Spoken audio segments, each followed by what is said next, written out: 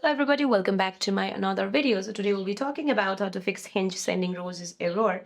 So to fixing a Hinge error where roses fail to send, the first thing what you can do is log out and then log back in. Open your Hinge app and go to your profile. Tap on settings, which is at the top right corner of your screen. Now scroll all the way down to log out your account. Once you log out, immediately log back in. Now the next what you can do is force stop the app.